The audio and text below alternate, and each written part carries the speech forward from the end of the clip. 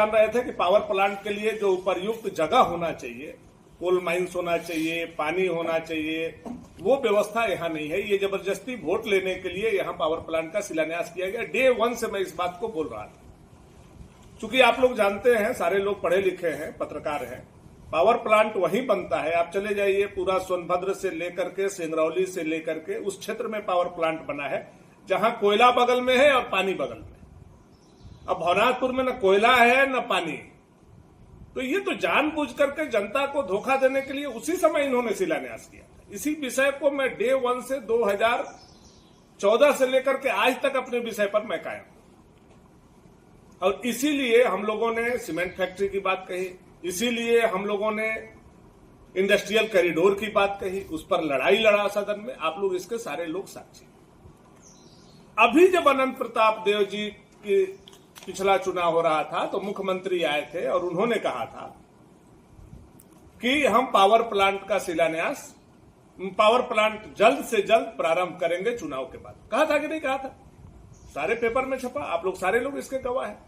जब ये 2017 में ही इसका रिपोर्ट आ गया कि यहां ये माइनिंग है, यहां माइंस है, इसलिए यहां पावर प्लांट नहीं लग सकता है, पानी नहीं है इसलिए नहीं लग सकता है, कोयला नहीं है इसलिए नहीं लग सकता है। 2017 में रिपोर्ट आया। आप 5 साल मुख्यमंत्री थे, तो क्यों आकर के भवनाथपुर की जनता को झूठा आपने बोला? 2024 में ये सवाल खड़ा होता है कि नहीं होता है? आकर के मुख्यमंत्री ने यह घोषणा किया कि पावर प्लांट बनाएंगे। जनता गुमराह हुई, युवा गुमराह हुए, पलायन हम रोक देंगे, लोगों को जाने नहीं देंगे, रेलवे का काउंटर बंद हो जाएगा, हम यहां के लोगों को यही नौकरी देंगे।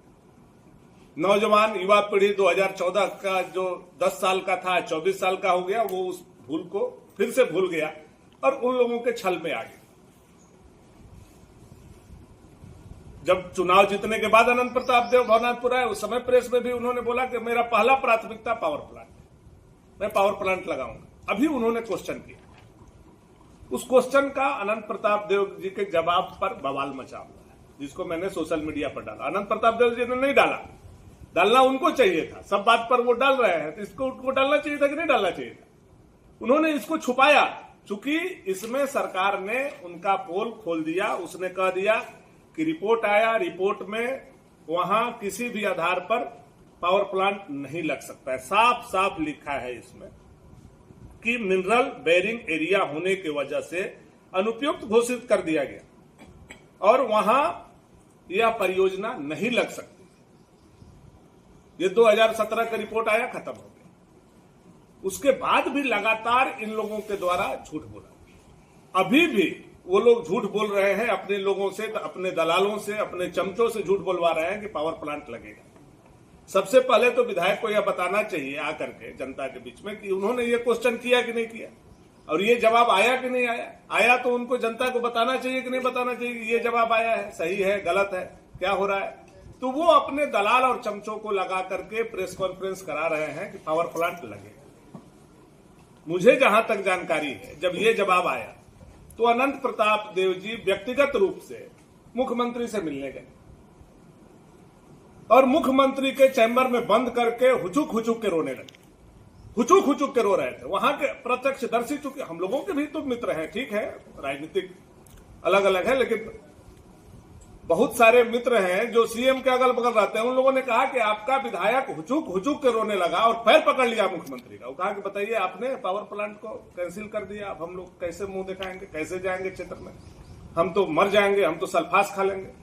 ऐसा स्थिति राजा का हो गया। तो हेमंत सोरेन जी ने यही कहा, ठीक है राजा जी, हम देखते हैं 2029 के चुनाव से पहले कुछ न कुछ चीज का हम शिलान्यास करेंगे। अब सोचिए किस तरह से यहां के जनता को इन लोगों ने गुमराह करने का इस विषय पर।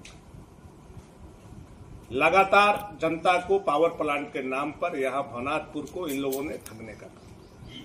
दूसरा विषय अब हम आप लोगों के बीच में आ रहा है, वह है क्रेशर प्लांट, जिसका मैंने जिक्र किया कि ये बार बार उछल के कहते हैं कि हमारे पिता शंकर प्रताप देव का देन है कि ये क्रेशर प्लांट लगा।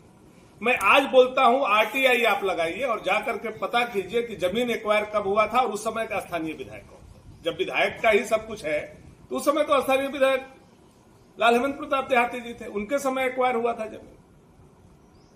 और जब आपके पिता ने ही मान लिया मैं लगाया, वो स्वर्ग में चले गए और आपके समय में कट रहा है महाराज।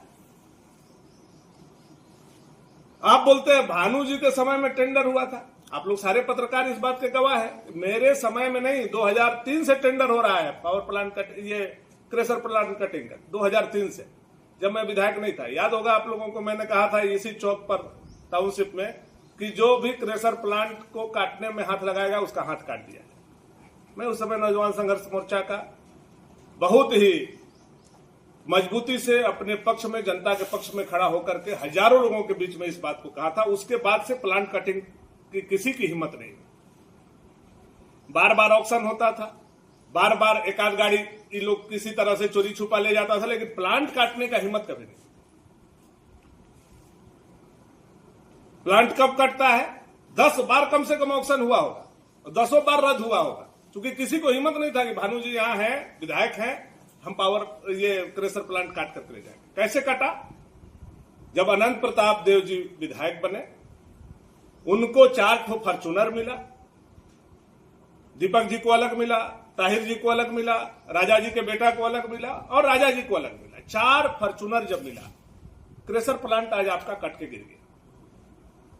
तो कितनी बड़ी साजिश हुई इसके पीछे, आप देखिए। धारणा देने वाले भी उनके लोग कि हम लोग धारणा दे रहे हैं क्रेशर प्लांट नहीं कटेगा, और कटवाने वाले भी अंदर उन्हीं के। उनके भाई आते हैं विधायक के और